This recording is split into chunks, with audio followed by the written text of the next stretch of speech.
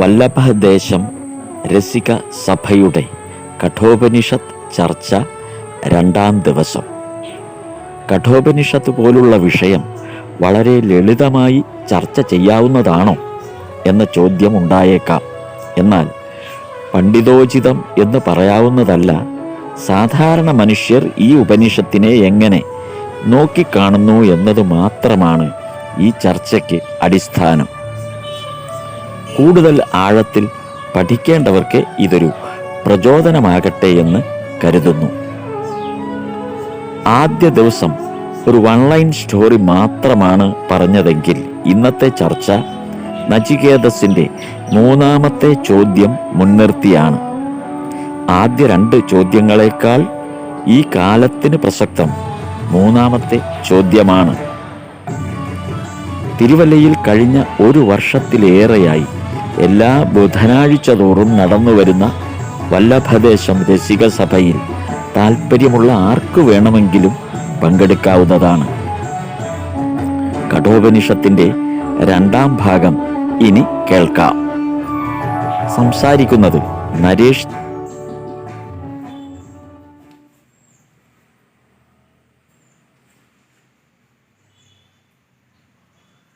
കഴിഞ്ഞ തവണ നമ്മൾ പറഞ്ഞത് ഈ പയ്യൻ്റെ അച്ഛൻ യാഗം നടത്തുന്നതാണ്. അപ്പം അതിൻ്റെ കറക്റ്റ് അങ്ങനെ അത് നമ്മൾ കഥ പറയാൻ വേണ്ടി പറഞ്ഞതാണ്. ശരിക്കും അത് വരുന്നത് വാജസ്രവസിൻ്റെ മകൻ ഗൗതമനാണ് യാഗം നടത്തുന്നത്. ഗൗതമൻ്റെ മകനാണ് നചികേതസ്. അതാണ് വരുന്നത്. അപ്പം അങ്ങനെ ആയിരിക്കും അതിൻ്റെ അത് വരുന്നത്. അപ്പോൾ ഈ അല്ലല്ലല്ല ഗൗതമുനിയല്ല എന്നുള്ള. അപ്പം ഗൗതമൻ അദ്ദേഹമാണ് ഈ യാഗം നടത്തുന്നത്. അപ്പോൾ അദ്ദേഹമാണ് യാഗത്തിൽ ഋത്വിക്കുകൾക്ക്, അതാണ് അതിൻ്റെ ബ്രാഹ്മണ അവർക്ക് കൊടുക്കാൻ കൊണ്ടുപോകുന്ന പശുക്കളെ കണ്ടിട്ടാണ് നചികേതസ് ചോദിക്കുന്നത്, ഈ ചാവാലി പശുക്കളെ ആണോ കൊടുക്കുന്നതെന്നുള്ള ഭാഗം നമ്മൾ കണ്ടത്. അത് കഴിഞ്ഞിട്ടാണ് ചോദിക്കണം, അങ്ങനെയാണെങ്കിൽ ഈ ഋത്തുക്കൾക്ക് ഇതൊക്കെ കൊടുക്കണമെങ്കിൽ ഞാൻ ഉൾപ്പെടെ കൊടുക്കേണ്ടതല്ലേ എന്നുള്ള ചോദ്യം രണ്ടാമത് വരുന്നത്. അപ്പോഴാണ് അങ്ങേര് ദേഷ്യപ്പെട്ടിട്ട് പറഞ്ഞത്, നിന്നെ ഞാൻ യമനാണ് കൊടുക്കാൻ ഉദ്ദേശിച്ചിരിക്കുന്നത്. അപ്പം അച്ഛൻ്റെ വാക്ക് തെറ്റിക്കാതിരിക്കണം എന്നുള്ള ഒരു ഘടന വെച്ചിട്ടാണ് ഇയാൾ നേരെ യമൻ്റെ അടുത്തേക്ക് പോകുന്നത്. പിന്നീട് നമ്മൾ കണ്ട യമനുമായിട്ടുള്ള സംഭാഷണവും യമൻ ഇവനോട് അറിയാൻ, അപ്പം ഇവൻ ഈ വന്ന് ഇപ്പോൾ 3 വരം യമൻ 3 വരം ചോദിക്കാനുള്ള അവകാശം ഇവന് കൊടുത്ത. അങ്ങനെയാണ് നമ്മൾ പറഞ്ഞ പോലെ ആ 2 വരം. ആദ്യത്തെ വരം, എൻ്റെ അച്ഛൻ അവിടെ ചെല്ലുമ്പോൾ എന്നെ തിരിച്ചറിയണം എന്നുള്ളതാണ്. അത് ഈയിടെ ചിദാനന്ദപുരി സ്വാമി അതിനെക്കുറിച്ചൊരു വിശദീകരണം വന്നപ്പോൾ ആണ് എനിക്ക് അതിൻ്റെ എന്തുകൊണ്ടാണ് അച്ഛൻ എന്നെ കാണുമ്പോൾ തിരിച്ചറിയണം എന്ന് പറഞ്ഞത്. നമുക്ക് അങ്ങനെ ഒരു സംശയം തോന്നിക്കൂടെ? അച്ഛൻ എന്നെ കാണുമ്പോൾ തിരിച്ചറിയണമെന്നാണ് പറഞ്ഞത്. ഇവിടെ ഉണ്ട്. അതെ, അത് അങ്ങനെ തന്നെയാണ് പറഞ്ഞത്. അപ്പം ഞാനിവിടെ അത് അത് ഒന്നാമത്തെ വരം കൊടുത്ത് പറയുന്നു. അല്ലയോ യമധർമ്മ രാജാവേ, മകൻ ചോദിക്കുന്നതാണ്, എൻ്റെ അച്ഛൻ എന്നെപ്പറ്റി യാതൊരു വിചാരവുമില്ലാത്തവനായും സന്തുഷ്ടമനസ്കനായും ദേഷ്യമില്ലാത്തവനായും തീരത്തക്കവണ്ണം അനുഗ്രഹിക്കണം. അങ്ങയുടെ അടുത്തുനിന്ന് മടങ്ങിപ്പോകുന്ന എന്നെ അദ്ദേഹം തിരിച്ചറിയുകയും സന്തോഷപൂർവ്വം എന്നോട് സംസാരിക്കുകയും വേണം. അപ്പോൾ അതിന് ചിദാനന്ദപുരി സ്വാമികൾ തന്ന ഒരു വിശദീകരണം, മനുഷ്യരുടെ വർഷമല്ല, സമയമല്ല ദേവന്മാരുടെ സമയം. ദാറ്റ് മീൻസ് ഇയാൾ യമലോകത്ത് ചെല്ലുമ്പോൾ ഇവിടെ ഭൂമിയിൽ എത്ര വർഷം കടന്നു പോയി? അപ്പോഴേക്കും യമലോകത്ത് പോയിട്ട് ഇയാൾ തിരിച്ചു വരാൻ എടുത്തത് യമലോകത്തെ കണക്കനുസരിച്ച് ചിലപ്പം ഒരാഴ്ചയായിരിക്കും. 3 ദിവസം അവിടെ യമനെ കാത്തു നിന്നു, പിന്നെ അവിടെ അപ്പം 4 ദിവസമായിരിക്കും. പക്ഷെ ഇവിടെ അത് 40 വർഷം 50 വർഷം പിന്നിട്ട് കഴിഞ്ഞു ഭൂമിയിൽ. അപ്പോഴേക്കും 1 വർഷം. അതെ. അപ്പോൾ ആ ഒരു കണക്കനുസരിച്ച് കാലഗണന വളരെ വ്യത്യാസപ്പെടും. അപ്പോൾ ഈ നചികേതസ് അച്ഛൻ്റെ അടുത്ത് വരുമ്പോൾ അച്ഛൻ്റെ അവസ്ഥ വളരെ മോശമായിരിക്കും. കാര്യം 40 വയസ്സ് മൂത്തതാണ് അച്ഛൻ. പിന്നെ അപ്പോൾ ഈ മകനെ കണ്ട അയാൾ ഇവിടെ വരുമ്പോൾ അയാളുടെ രൂപവും മാറും. അയാൾക്ക് ഇത്രയും പ്രായമാവുമല്ലോ. അപ്പോൾ പരസ്പരം തിരിച്ചറിയാൻ പറ്റാത്ത ഇത് എനിക്കത് രസകരമായിട്ട് തോന്നി. ചിദാനന്ദ സ്വാമികളാണ് അതിനെക്കുറിച്ചൊരു വിശദീകരണം. അത് നല്ലൊരു കാര്യമായിരുന്നു. പിന്നെ അടുത്ത അത് കഴിഞ്ഞ് രണ്ടാമത്തെ വരം അദ്ദേഹം ചോദിക്കുന്നത് അല്ല ആദ്യത്തെ വരം അത് രണ്ടാമത്തെ വരം സ്വർഗം പ്രാപിക്കുവാൻ സാധനാഭൂതമായ അഗ്നിയെപ്പറ്റി അങ്ങേക്കറിയാമല്ലോ. അതായത് ഇവിടെ അഗ്നി എന്ന് പറയുന്നത് യജ്ഞത്തിനെയാണ്, അല്ലാതെ അഗ്നി എന്നുള്ള ഇതിനല്ല, അഗ്നി യജ്ഞത്തെയാണ്. അപ്പോൾ അഗ്നിചയനം, ഈ അഗ്നിചയനം ചെയ്യുന്നവർ മരണരഹിതമായ അവസ്ഥയെ പ്രാപിക്കുന്നു. അതാണ് അതിൻ്റെ വിശ്വാസം, അങ്ങനെയാണല്ലോ പറയുന്നത്. ഈ അഗ്നി വിജ്ഞാനമാണ് എനിക്ക് ഈ അഗ്നിചയനം എന്താണ് എന്നുള്ളത് എനിക്കറിയണം. ഈ യാഗം എന്താണെന്നുള്ളത്, ഇത് അഗ്നിചയനം എന്താണെന്നുള്ളത് അറിയണം എന്ന് പറയും. അപ്പോൾ യമൻ അത് പറഞ്ഞു കൊടുത്തു. നമുക്ക് മൂന്നാമത്തെ പ്രധാനം ഉണ്ട് ഇതിനകത്ത് അത് പറഞ്ഞു കൊടുക്കുന്നുണ്ട്. അതിനെക്കുറിച്ച് വിശദീകരിക്കുന്നത് അത് നമുക്ക് പിന്നെ ഒരിക്കൽ എടുക്കാം. അപ്പോൾ അങ്ങനെ യമൻ ഒരു ഓഫർ കൂടെ, ഇത് ചോദിച്ചത് കൊണ്ട് ഒരു ഓഫർ കൂടെ യമൻ നചികേതസിന് കൊടുത്തിട്ട് പറഞ്ഞു, ഈ അഗ്നിചയനം ബോണസായിട്ട് അഗ്നിചയനം ഈ ചടങ്ങിനെ ഇനി നിൻ്റെ പേരിൽ അറിയപ്പെടും. അപ്പം നചികേത അഗ്നിചയനം എന്നാവും. ആ യാഗത്തിൻ്റെ പേര് നചികേത അഗ്നിചയനം. അപ്പോൾ അതാണ്. പക്ഷെ അവൻ അതൊന്നും കണക്കാക്കുക, അവനെ സംബന്ധിച്ച് അതൊന്നുമല്ല അവൻ്റെ പ്രധാന സാധനം. അതാണ് ഈ മൂന്നാമത്തതിലേക്ക് വന്നത്. മൂന്നാമത്താണ് അവൻ വന്ന് ചോദിച്ചത്, ഈ മരിച്ചു കഴിഞ്ഞാൽ നമ്മുടെ ഇത് ഉണ്ടെന്നും നമ്മൾ ഉണ്ടെന്നും ഇല്ലെന്നും രണ്ട് രീതിയിലുള്ള ഒരു ഘടനയെക്കുറിച്ച് പറയുന്നുണ്ടല്ലോ, അതെന്താണ് എന്ന് പറയുന്നതിനെക്കുറിച്ചാണ് പിന്നീട് ഈ ചർച്ച വരുന്നത്. അപ്പോൾ ഇതാണ് ഞാൻ പിന്നീട് ആത്മാവാണ്, ആത്മാവിന് നാശമില്ല, അല്ലെങ്കിൽ അത് തുടരുന്നു എന്നൊക്കെ പറയുമ്പോൾ ആധ്യാത്മികമായ ഭാഷയെ പറഞ്ഞാൽ അതിനൊരു ക്ലാരിറ്റി ഇല്ല എന്നുള്ള സത്യമാണ്. കാര്യം അത് ഒരു ആധ്യാത്മികമായ തരത്തിലുള്ളൊരു ചർച്ച വേണം. നമ്മൾ സാധാരണ രീതിയിൽ സാധാരണക്കാർ സംസാരിക്കുമ്പോൾ സാധാരണ ഭാഷയിൽ അത് ഉപയോഗിച്ചാൽ ചിലപ്പം പലർക്കും അത് ബോധ്യപ്പെടില്ല. ഇപ്പോൾ ആത്മാവ് ഒരിക്കലും നശിക്കുന്നില്ല. ഇപ്പോൾ ഗീതയിൽ നിന്ന് ഒക്കെ എടുത്ത് വേണമെങ്കിൽ നമുക്ക് ഉദാഹരിച്ചൊക്കെ പറയുന്ന രീതികളുണ്ടല്ലോ ഇവർ. അപ്പോൾ ഈ ആത്മാവ് നശിക്കുന്നില്ല, അത് അതിനെക്കുറിച്ചുള്ള ആത്മതത്വം, ഈ ആത്മതത്വം സാധാരണഗതിയിൽ ആളുകൾക്ക് പറയാൻ സാധ്യതയില്ല. അപ്പോഴാണ് ഇനിയിപ്പോൾ നമ്മൾ ചർച്ച വെച്ചിട്ടാണ് മരണശേഷം ഇത് നമ്മൾ നിലനിൽക്കുന്നുണ്ടോ ഇല്ലയോ, അല്ലെങ്കിൽ ആത്മാവാണെങ്കിൽ ആത്മാവ് നിലനിൽക്കുന്നുണ്ടോ ഇല്ലയോ, ഇതാണ് നമ്മൾ അറിയേണ്ട വിഷയം. ഇതാണ് മൂന്നാമത്തെ ചോദ്യമായിട്ട് ഇയാൾ ചോദിച്ചത്. മൂന്നാമത്തതിൻ്റെ ഉത്തരവും അതാണ് നമ്മുടെ ഘടോപനിഷത്തിൻ്റെ ആത്മസത്ത, ഈ സാധനം. അപ്പം ഞാനിത് ഒന്ന് ആലോചിച്ചു നോക്കി, വ്യക്തിപരമായി ഞാൻ ആലോചിച്ചു നോക്കി, ഇതെങ്ങനെ നമ്മളിത് എക്സ്പ്ലെയിൻ ചെയ്യുന്നത് എന്ന് ഞാനൊന്ന് ആലോചിച്ചു. അപ്പം അങ്ങനെ എക്സ്പ്ലെയിൻ ചെയ്യുന്നത് എങ്ങനെയെന്ന് ആലോചിച്ചപ്പോൾ ഞാൻ ആ ഭാഗം ഞാൻ അത് ഒരു എക്സ്പ്ലനേഷൻ അതിനകത്ത് കാണാൻ പറ്റിയെന്നുള്ളത് ഞാനൊന്ന് പറയാം. അല്ല, അത് എൻ്റെ കുറിപ്പാണത്. അതായത് ആത്മാവിനെ പറ്റി. അപ്പം ഇതിനകത്ത് യമൻ തന്നെ പറയുന്നുണ്ട്. യമൻ പറയുന്നതാണ്, ആത്മാവിനെ പറ്റി പറഞ്ഞാൽ പലർക്കും മനസ്സിലാവില്ല.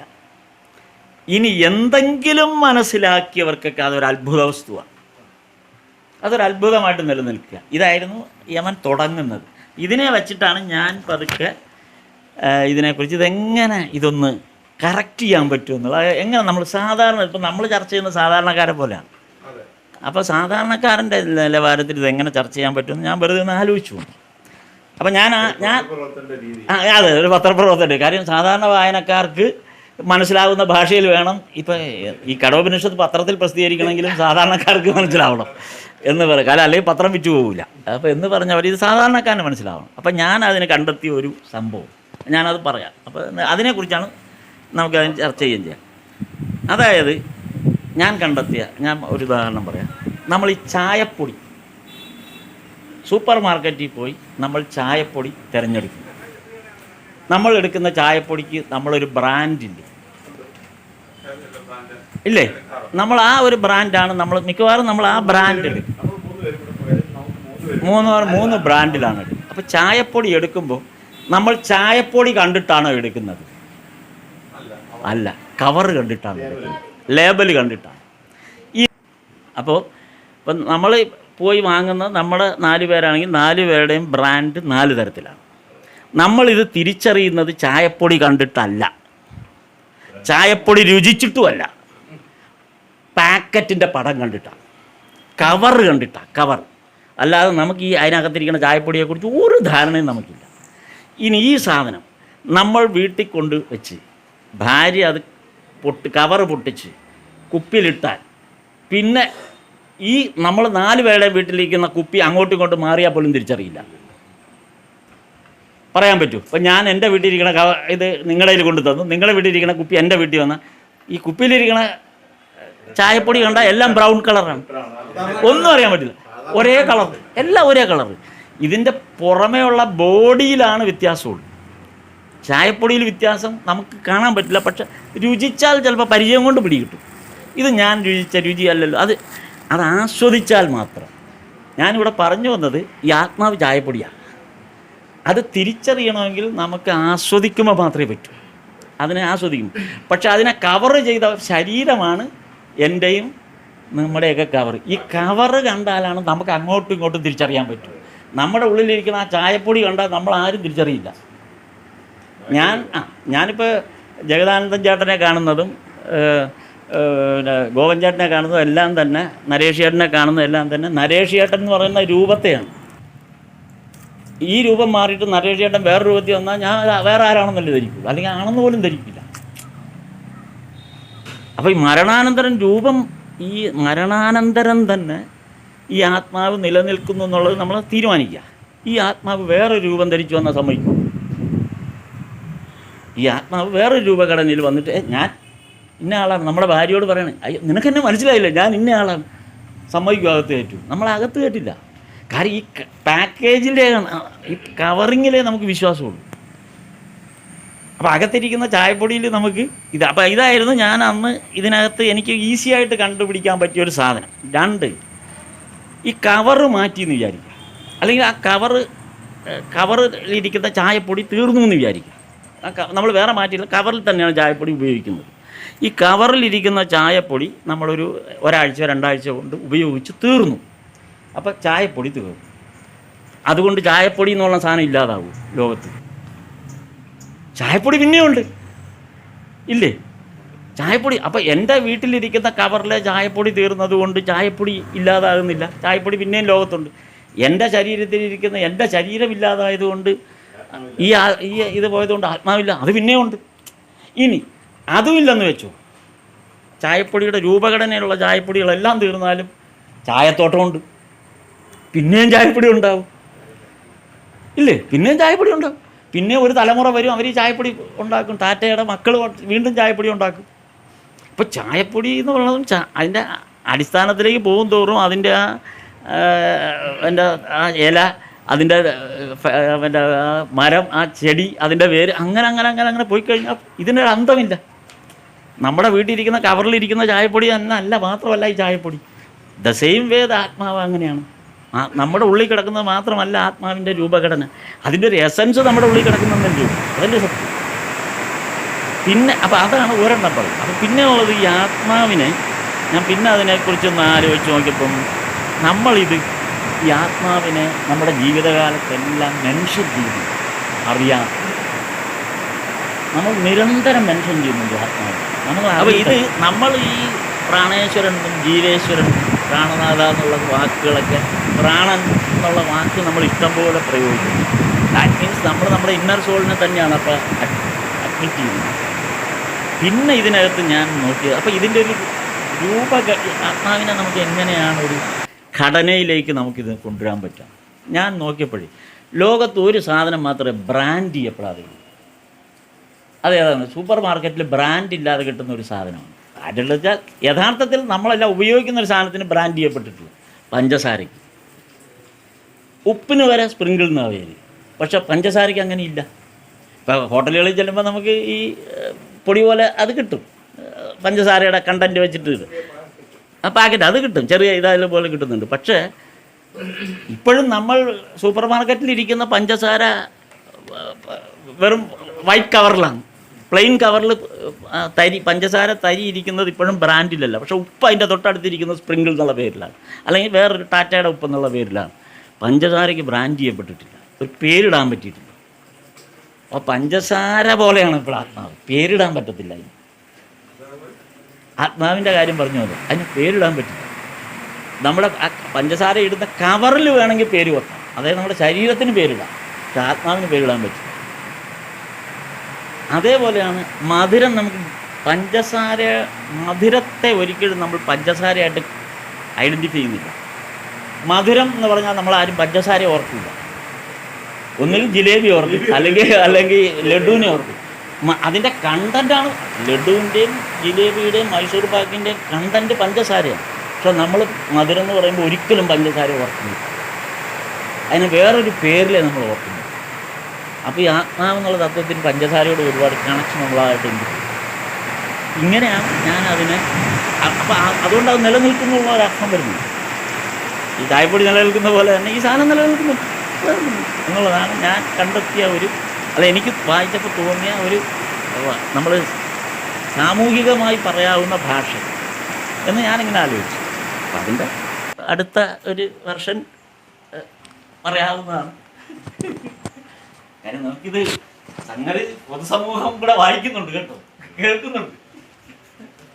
അല്ല, ഈ നമ്മൾ ഇപ്പം ഈ യമനോട് ചെന്ന് മരണാനന്തരം എന്താണ് എന്ന് നജികേസ് ചോദിക്കുമ്പോൾ, അപ്പം ആത്മാവ്, നമ്മൾ ഈ ആത്മാവെന്ന് പറയുമ്പോൾ നമ്മൾ ഇച്ഛാരാഗദ്വേഷങ്ങളുള്ള ഗോപകുമാറും വിശ്വനാഥും ജയദാനന്ദനും നരേഷ് ജിയും ഗോപിച്ചേട്ടനും ഒക്കെ ആയിട്ടിരിക്കുന്ന ആ ഓരോ ജീവാത്മാവിനെ പറ്റിയാണ് പറഞ്ഞത്. ഈ ജീവാത്മാവും പിന്നെ പരമാത്മാവുണ്ട്, ആ പരമചൈതന്യം. അപ്പം നമ്മൾ അദ്വൈത രീതിയിൽ പറയുമ്പോൾ ആ പരമാത്മാവ് തന്നെയാണ് ഈ ജീവാത്മാവാണെന്നാണ് പറയുന്നത്. അപ്പോൾ അതാണ് ഈ അദ്വൈത പോയിൻ്റ്, അതാണ്. പക്ഷേ എന്നെ സംബന്ധിച്ചിടത്തോളം ഞാനൊരു അദ്വൈതിയല്ല. അദ്വൈത അനുഭവം ശരിയായിരിക്കാം, പക്ഷേ എനിക്ക് ഗോപകുമാർ എന്ന് പറയുന്നൊരു ഐഡൻറ്റിറ്റി ഉണ്ട്. ആ ഐഡൻറ്റിറ്റിയുടെ സുഖവും സന്തോഷവും ദുഃഖവും ഒക്കെ ഞാൻ അനുഭവിക്കുന്നുണ്ട്. ആ ഐഡൻറ്റിറ്റി ഫാൾസാണെന്ന് അറിയുകയും ചെയ്യാം. ആ ഐഡൻറ്റിറ്റിയൊക്കെ പോയി നമ്മുടെ മനസ്സ് ആ പരമമായ ചൈതന്യത്തിലേക്ക് അങ്ങനെ ലയിച്ചിഴുകിച്ചേരുമ്പോഴാണ് ആ അദ്വൈത അനുഭവം ഉണ്ടാകുന്നത്. അപ്പോൾ അത്രത്തോളമൊക്കെ അങ്ങനെ ഇഴുകിച്ചേരാനൊന്നും പല ജന്മങ്ങൾ കൊണ്ടൊക്കെ പറ്റത്തുള്ളൂ. അതിനെപ്പറ്റി ഐ എം ലീസ്റ്റ് ബോധഡ് നിങ്ങൾ. അപ്പോൾ ഇച്ഛാരാഗദ്വേഷമുള്ള ഈ ആത്മാവ് എന്തായാലും ഈ ആത്മാവായിട്ട് കണ്ടിന്യൂ ചെയ്യുമെന്ന് ചോദിക്കുകയാണെങ്കിൽ അത് അങ്ങനെയൊന്നും കണ്ടിന്യൂ ചെയ്യാനുള്ള സാധ്യതയില്ല. പിന്നെ ഉപനിഷത്തുകളിൽ പറയുന്നുണ്ടോ എന്നാണ് എനിക്കറിയത്തില്ല. ഇപ്പോൾ കഠോപനിഷത്തിൽ പിന്നെ അങ്ങനെ പറയുന്നുണ്ടെന്ന് തോന്നുന്നില്ല. പക്ഷേ നമ്മളൊക്കെ ഈ ശരീരം ഉപേക്ഷിച്ച് പോയി കഴിയുമ്പോൾ, അല്ലെ നമ്മുടെ ആത്മാവ്, ഈ ജീവാത്മാവ് ഇത് ഉപേക്ഷിച്ച് പോയി കഴിയുമ്പോൾ അങ്ങനെ അതേ രൂപത്തിൽ അതേ നമ്മുടെ മനസ്സ്, നമ്മുടെ ആ സന്തോഷം, നമ്മുടെ ആഗ്രഹങ്ങളും ഒക്കെ ആയിട്ട് തന്നെ അങ്ങനെ നിലനിൽക്കും തോന്നുന്നില്ല. നമ്മുടെ പിന്നെ എന്നുവെച്ചാൽ ഇത് പുനരവിജനനം, പുനരവിമരണം, പുനരവിജനരേ ജഠരേ ശയനം. അപ്പോൾ നമ്മുടെ ഇങ്ങനെ പല ജന്മങ്ങളിലെ പല ആഗ്രഹങ്ങളും വാസനകളും ദുഃഖങ്ങളും കർമ്മബന്ധങ്ങളും ഒക്കെ ആയിട്ട് ഇത് വീണ്ടും ഇങ്ങനെ ജനിച്ചു പോകുന്ന അങ്ങനെ ഒരു തുടർ പ്രക്രിയയാണെന്നാണ്. അപ്പോൾ അതുകൊണ്ടാണ് ഈ ശ്രീബുദ്ധൻ, ഇപ്പോൾ ശ്രീബുദ്ധൻ്റെ ചിന്തയും ശങ്കരൻ്റെ അദ്വൈത ചിന്തയൊക്കെ ഒന്നാണെന്ന് ചോദിച്ചാൽ സത്യത്തിലൊന്നാണ്. പക്ഷേ ശ്രീബുദ്ധൻ ഇത് ആത്മാവിൻ്റെ തുടർച്ചയെപ്പറ്റി ഒന്നും പറഞ്ഞില്ല. അദ്ദേഹത്തിനോട് ചോദിച്ചപ്പോൾ അദ്ദേഹം പറയുന്നത് ആത്മാവ് അങ്ങനെ ഒന്നും ഇല്ലെന്നാണ് പറയുന്നത്. അതിനാണ് ശൂന്യതാവാദം എന്ന് പറയുന്നത്.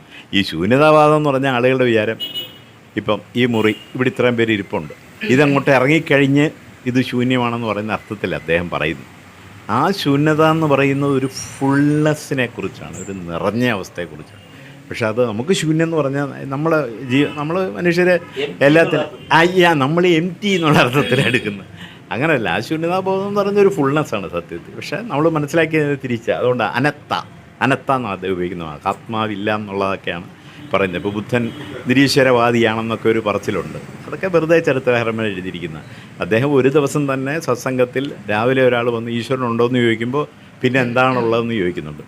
വൈകിട്ട് വേറൊരാൾ ഇതേ ചോദ്യം വേറൊരാൾ ചോദിക്കും അതേ ദിവസം. അപ്പോൾ ചോദിച്ചാൽ അതിന് ഈശ്വരൻ എവിടെയാണെന്നാണ് ചോദിക്കുന്നത്.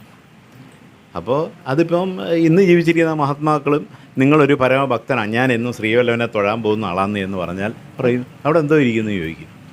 അതേസമയം അമ്പലത്തിൻ്റെ അടുത്ത് താമസിച്ചിട്ട് അമ്പലത്തിൽ പോകാത്തവരാണെങ്കിൽ ഇവർ ചോദിക്കും നീ അമ്പലത്തിലൊന്നും പോകത്തില്ലടാന്ന് ചോദിക്കും. എന്നുവെച്ചാൽ അവർ നമ്മുടെ പല പല ജന്മങ്ങളെ നമ്മളെ കാണുമ്പോൾ ജഗദാനന്ദൻ്റെ 100 ജന്മങ്ങൾക്ക് മുമ്പുള്ള കാര്യങ്ങളൊക്കെ അവർക്കറിയാം. അവരാ ഇത് വെച്ചാണ് ചോദിക്കുന്നത് എന്ന് പറഞ്ഞ പോലെ ആത്മാവ് എന്തായാലും ഈ ആത്മാവിൻ്റെ തുടർച്ച, ആത്മാവ് അങ്ങനെ അനന്തമാണ്. അതായത് പിന്നെ 3 കാര്യങ്ങൾ നമ്മുടെ വൈദിക ശാസ്ത്രം സനാതനധർമ്മം അനുസരിച്ച് 3 കാര്യങ്ങൾ അനാദികളാണെന്നാണ്: ജീവാത്മാവ്, പ്രകൃതി, പരമാത്മാവ്. അപ്പോൾ അങ്ങനെയാണ്, തൃത്വമാണ്, തൃത്വം. ഇത് അനാദിയാണ്. എന്നുവെച്ചാൽ ഇത് ആരംഭമില്ലാത്തതാണ്. ആരംഭമില്ല ജീവാത്മാവിനും പ്രകൃതിക്കും പരമാത്മാവിനും. ഈ 3 സത്തകൾ അനാദിയാണെന്ന് വിഷയത്തെപ്പറ്റി എനിക്ക് അഭിപ്രായം. നമ്മൾ ഈ മരണാനന്തര ജീവിതം, ഞാൻ അങ്ങനെ ഒരു മേഖലയിലേക്ക് കടക്കാനാണ് ഇഷ്ടപ്പെടുന്നത്. അത് കൂടുതലും കേട്ടിട്ടുള്ളത് ക്രിസ്തുമത വിശ്വാസികളിൽ നിന്നുമാണ്, മരണാനന്തര ജീവിതത്തെക്കുറിച്ച്.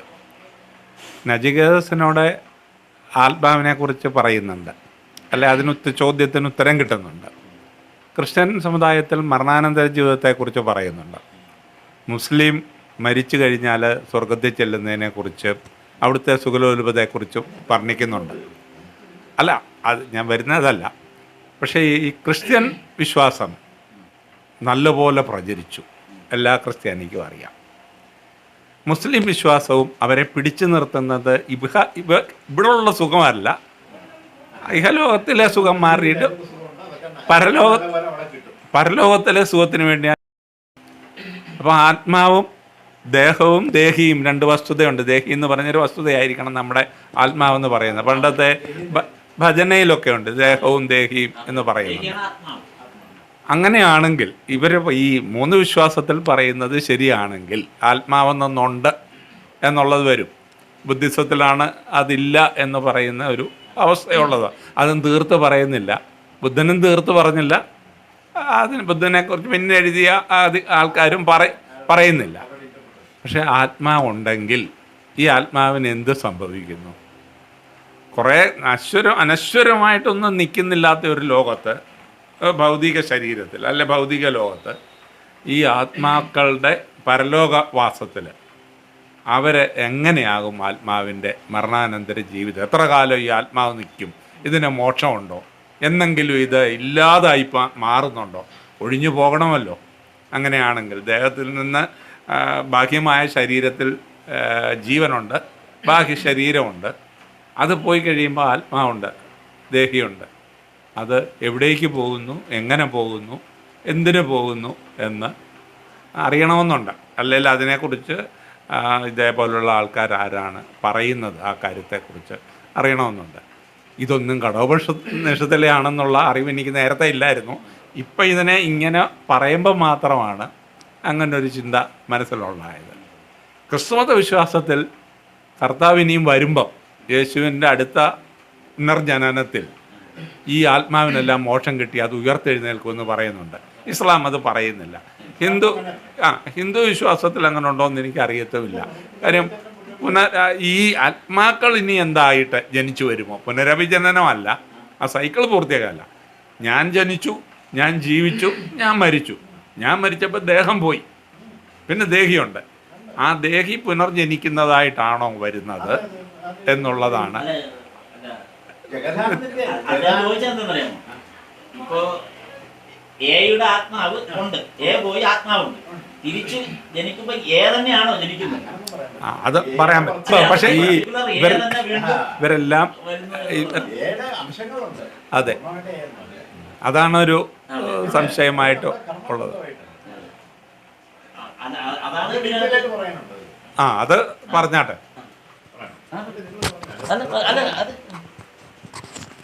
അല്ല, അതിപ്പോൾ എങ്ങനെയാണെന്ന് വെച്ച് കഴിഞ്ഞാൽ ഹൈന്ദവ വിശ്വാസപ്രകാരം നമ്മൾ ഒരു മനുഷ്യൻ ജനിക്കുന്നതിൻ്റെ കാരണം, ജന്മത്തിന് കാരണം കർമ്മമാണെന്നാണ്.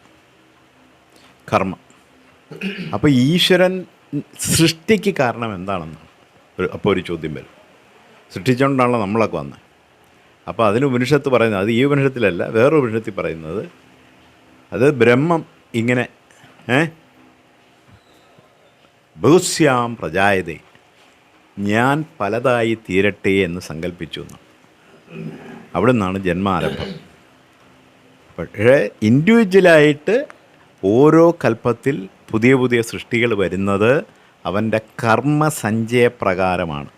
നമ്മുടെ ബാലൻസ് ഏതോ കൽപ്പത്തിൽ ചെയ്തതിൻ്റെ ബാക്കി ആ ആഗ്രഹങ്ങളും ദുഃഖങ്ങളും അനുഭവങ്ങളും കടങ്ങളും ഒക്കെ ആയിട്ടാണ് നമ്മൾ ഈ കൽപ്പത്തിൽ ജനിക്കുന്നത്. അപ്പം നമുക്ക് സാധാരണഗതിയിൽ 3 കർമ്മബന്ധങ്ങളുണ്ട് ഒരു വ്യക്തിക്ക്. അതായത് ഒന്ന് നമ്മൾ പ്രാരബ്ധം എന്ന് പറയും, അതിനെ നമുക്ക് വേണമെങ്കിൽ ഒരു കറണ്ട് അക്കൗണ്ടെന്നോ സേവിങ്സ് അക്കൗണ്ടെന്ന് വേണമെങ്കിൽ പറയാം. പിന്നെ ഫിക്സഡ് ഡെപ്പോസിറ്റ് ഉണ്ട്, സഞ്ചിതം, പിന്നെ ആഗമി. അപ്പോൾ ഈ നമ്മൾ ഓരോരുത്തരും ഈ ജന്മത്തിൽ ഈ പ്രാരബ്ധത്തിൻ്റെ ഭാഗമായി നമുക്ക് ഈ ശരീരം കിട്ടി. ഈ ശരീരത്തിലിരുന്നു കൊണ്ട് തന്നെ നമ്മൾ പുതിയ കർമ്മങ്ങളൊക്കെ ചെയ്യും. അപ്പോൾ അതാണ് ആഗമി, ഈ ശരീരത്തിൽ നിന്ന് നമ്മൾ നേടുന്നത്. പിന്നെ പല പല ജന്മങ്ങളിൽ നിന്ന് ചെയ്ത ഗുണവും ദോഷത്തിൻ്റേതായ ഒരു ഫിക്സഡ് ഡെപ്പോസിറ്റ് വേറെ കിടപ്പുണ്ട്. അപ്പോൾ ഈ കാര്യങ്ങൾ വെച്ച് ഈ ആത്മാവ് ക്ലീനായി സർവ ആഗ്രഹങ്ങളും സാധിച്ച് എല്ലാ കർമ്മബന്ധങ്ങളും കഴിഞ്ഞാൽ അവൻ ഒരു കൽപ്പകാലം ആ ആത്മാവ് ആ പരമാത്മ ചൈതന്യമായി ഇരിക്കും എന്നാണ് ഹൈന്ദവ വിശ്വാസം, സനാതനധർമ്മ വിശ്വാസം. അതാണ്. എങ്കിലും ഇപ്പം ജയദാനൻ പറഞ്ഞ ആ പോയിന്റിൽ നിന്ന് ഒരു ലിങ്ക് പറഞ്ഞാൽ അത് നമ്മുടെ പ്രപഞ്ച സൃഷ്ടി തൊട്ട് തുടങ്ങണം. പ്രപഞ്ച സൃഷ്ടി, ഇപ്പോഴത്തെ പ്രപഞ്ച സൃഷ്ടി, ഇപ്പം ഈ കാണുന്ന പ്രപഞ്ച സൃഷ്ടി. അപ്പോൾ അതിന് മുമ്പ് എന്തായിരുന്നു ചോദിച്ചു കഴിഞ്ഞാൽ വർണ്ണിക്കാൻ പ്രയാസം, അവർണ്ണനീയമാണ്. അനന്തം, അജ്ഞാതം, അവർണ്ണനീയം എന്നുള്ള ഒരു സാഹചര്യമാണ് ഉണ്ടായിരുന്നത്. അതിനു മുമ്പ് ഇപ്പോൾ ശാസ്ത്രം പറയുന്നതിന് ഇപ്പോൾ ഇന്നേക്കെന്ന് വെച്ചാൽ ഇപ്പം അങ്ങോട്ടും ഇങ്ങോട്ടും ചിലപ്പോൾ ലക്ഷക്കണക്കിന് വർഷങ്ങളുടെ വ്യത്യാസം കാണും. എങ്കിൽ പോലും ഇന്നേക്ക് 1380 വർഷം, 80 കോടി വർഷം എന്നാണ് ശാസ്ത്രം പറയുന്നത്. വർഷങ്ങൾക്ക് മുമ്പ് ഒരു മഹാവിസ്ഫോടനം ഉണ്ടായി. മഹാവിസ്ഫോടനം എന്ന് പറഞ്ഞു കഴിഞ്ഞാൽ പൊട്ടിത്തെറിയല്ല, ഒരു വികാസം, ഇമ്മീഡിയറ്റ് ഒരു വികാസം. അപ്പോൾ അന്ന് ഈ അനന്തം, അജ്ഞാത, അവർണ്ണനീയം, അതായത് no place and no time, സമയത്തിനും സ്ഥലത്തിനും ഉപരിയായിട്ടുള്ള ഒരു കാലഘട്ടം. അല്ലേ, ത്രിമാനം, സ്പേസും ഇല്ല, സമയവും ഇല്ല. കാലദേശം, കാലത്തിനും ദേശത്തിനും അതീതമായ ഒരു കാലഘട്ടം. ആ കാലഘട്ടത്തിൽ നിന്ന് പെട്ടെന്ന് ഒരു ജർക്കിങ്, ഒരു വിസ്ഫോടനം, മഹാവിസ്ഫോടനം. അതാണ് ബിഗ് ബാങ് എന്ന് പറയുന്നത്. അപ്പോൾ ആ മഹാവിസ്ഫോടനം ഉണ്ടായ ശേഷം ഇപ്പോഴും ആ സംഭവം നടന്നുകൊണ്ടിരിക്കുക, അത് കണ്ടിന്യൂ ചെയ്യും. ഇപ്പോഴും ആ ഒരു വികാസം ഉണ്ടായിക്കൊണ്ടിരിക്കുക. അപ്പോൾ ആ വികാസത്തിൽ ഉണ്ടായി പലതും സൃഷ്ടിക്കപ്പെട്ടു. അതിന് ശേഷം അത് വളരെ ഒരു പ്രോസസ്സാണ്. കെമിക്കൽസ് പലതും ഉണ്ടായി, അങ്ങനെ ഉണ്ടായി അവസാനം പൊടിപടലങ്ങളുണ്ടായി. ശാസ്ത്രം പറയുന്ന പൊടിപടൽ, ആ പൊടിപടലത്തിൻ്റെ അംശം നമ്മൾ ഓരോരുത്തരും ഉണ്ടെന്നാണ് അല്ലേ, ആ അന്നത്തെ പൊടിപടൽ. അപ്പോൾ ആ ഒന്ന് ഒരു പോയിൻ്റ് അല്ല, ഒരു പോയിന്റിൽ നിന്ന് നല്ല തുടങ്ങി. പോയിൻ്റ് ആകുമ്പോൾ ഒരു വ്യാസമുണ്ടല്ലേ, ഒരു സംഭവം. പോയിൻ്റ് ഒരു ചെറിയ പോയിൻ്റ് എന്ന് പറഞ്ഞാൽ പോലും അതിനും ഒരു സ്ഥലമുണ്ടല്ലേ, നിൽക്കുന്ന സ്ഥലമുണ്ട്. അപ്പോൾ അതിന് പറയുന്നത് ഒരു പോയിൻ്റ് എന്നല്ല നമ്മൾ പറഞ്ഞേക്കുന്നത്, മുത്തശ്ശന്മാർ പറഞ്ഞേക്കുന്നത് ഒന്നെന്നാണ് പറഞ്ഞേക്കുന്നത് അല്ലേ. ഒന്നിൽ നിന്ന് ആരംഭിച്ചു, അതാണ് ഏകത. ഒന്ന് ബിന്ദുവല്ല, ബിന്ദുവായ സ്പേസായി. ഒന്നിൽ നിന്ന് ആരംഭിച്ചു. ആ ഒന്നിൽ നിന്ന് ആരംഭിച്ച് ഇപ്പം അങ്ങനെ നമ്മൾ വരെയായി. ബോധം. അപ്പോൾ അങ്ങനെ നമ്മളായി. അപ്പം നമ്മളായി കഴിഞ്ഞപ്പോൾ അപ്പോൾ അങ്ങനെ ആകുമ്പോൾ ഇതെല്ലാം ഒന്നാ, ആ ഒന്നിൻ്റെ ഭാഗമല്ലേ എല്ലാം. ആചന്ദ്രതാരങ്ങൾ മുഴുവൻ പ്രപഞ്ച സൃഷ്ടി നമുക്ക് ചിന്തിക്കുന്നതിനപ്പുറമുള്ള സർവ്വ എവറിത്തിങ് സുഖമാണ്. അതാണ് അദ്വൈതം. എല്ലാം ഒന്നാണ്. എല്ലാം ഒന്നാണ്. അന്നത്തെ ആ സംഭവവും അല്ലേ, അവിടെ നിന്നിട്ട് തുടങ്ങിയത്. അതിനു മുമ്പ് ഇതുപോലെ ഉണ്ടായിരുന്നായിരിക്കാം, അതിനെക്കുറിച്ച് നമ്മൾ പറയുന്നില്ല. അതിനു മുമ്പ് ഇതുപോലെ തന്നെ ഒരു പ്രപഞ്ചം ഉണ്ടായിരുന്നിരിക്കാം. അപ്പം ഇതുപോലെ തന്നെ സൃഷ്ടിക്കപ്പെട്ടേക്കാം. അന്നും ഒരു ബിഗ് ബാങ് ഉണ്ടായിരുന്നിരിക്കാം, അതറിയില്ല. ഇപ്പം ഇപ്പോഴത്തെ കാര്യം പറയണേ, ഇപ്പോഴത്തെ അതാണ് ഇത്രയും വർഷങ്ങൾക്ക് മുമ്പുണ്ടായെന്ന് പറഞ്ഞത്. പിന്നെ അത് കഴിഞ്ഞുണ്ടായ പ്രോസസ്സിൽ നിന്നാണ് ഈ പിന്നെ സൂര്യന്മാർ, നിരവധി നക്ഷത്രങ്ങളുണ്ടായി. നക്ഷത്രങ്ങളിലെ മൂന്നാമത്തെ നക്ഷത്രക്കൂട്ടമാണ് നമ്മുടെ സൂര്യൻ എന്നാണ് പറയുന്നത്. അതും കോടാനുകോടി വർഷങ്ങൾ ഇങ്ങനെ കഴിഞ്ഞ് വരുന്നുണ്ടാകുന്നു. അത് കഴിഞ്ഞ് നക്ഷത്രങ്ങൾക്ക് ശേഷം പിന്നെ സോളാർ സിസ്റ്റം ഉണ്ടായി, സൂര്യന് ചുറ്റും നക്ഷത്രക്കൂട്ടങ്ങൾ പലതുണ്ടായി അല്ലേ. അത് അതിനുശേഷം ഇപ്പോൾ സൂര്യന് ചുറ്റും ഉള്ള സോളാർ സിസ്റ്റം ഉണ്ടായി, പിന്നെ ഭൂമി ഉണ്ടായി, രാജതന്ത്രങ്ങളെല്ലാം ഉണ്ടായി. അതിൽ നിന്ന് പിന്നെ ഭൂമി തണുത്തുറഞ്ഞ് അല്ലേ, മഴ അങ്ങനല്ലേ പറയുന്നത്, ഭൂമി തണുത്തുറഞ്ഞു. പിന്നെ അതിൽ നിന്ന് മഴ വർഷങ്ങളോളം, ആയിരക്കണക്കിന് വർഷങ്ങൾ മഴ പെയ്തു. അങ്ങനെ വെള്ളവും ഭൂമിയിൽ വെള്ളമുണ്ടായി, കടലുണ്ടായി. കടലിനെ ഏതോ ഒരു മൂലയ്ക്ക് ഒരു കാലത്ത് എന്തോ ഒരു സംഭവം നടന്നു. എന്തോ ഒരു സംഭവം, പ്ലാസ്മ, അതാണ് സാധനം ഒന്ന് സംഭവിച്ചു. അതിൽ ഇടിമിന്നലുണ്ടായി എന്നൊക്കെയാണ് പറയുന്നത്. അങ്ങനെ എന്തോ സംഭവം ഉണ്ടായി, അതാണ് ജീവൻ. കൃത്യമായിട്ടുള്ള വർഷം സയൻസ് പറയുന്നുണ്ട്. ഈ പറഞ്ഞ ചെറിയ ഏകകോശ ജീവി ഉണ്ടായി, പിന്നീട് അതിങ്ങനെ വളർന്ന് എല്ലുള്ള ജീവി ഉണ്ടായി, ഇങ്ങനെ വളർന്ന് ആമയുണ്ടായി. ആമ ആദ്യകാലം ഉണ്ടായ പുള്ളിയാണ്. അത് കഴിഞ്ഞ് പിന്നെ എത്രയോ കോടി വർഷങ്ങൾക്ക് ശേഷമാണ് മനുഷ്യനുണ്ടാവുന്നത്.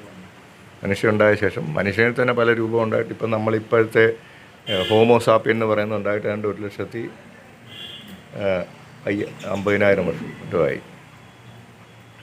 അതെങ്ങനെ അതിൽ നിന്ന് വികസിച്ച് ചോദിച്ചാൽ നമ്മൾ ഈ പരുവത്തിലായത്. അപ്പം എൻ്റെ ഒരു ചോദ്യം അതല്ല, ആത്മാവല്ലേ മൂത്തത്, ആദ്യമുള്ള ആത്മാവ്. ഈ ആത്മാവ് എല്ലാത്തിലും ഉണ്ട്, സർവ്വതിലും ഉണ്ടല്ലോ ആത്മാവ്.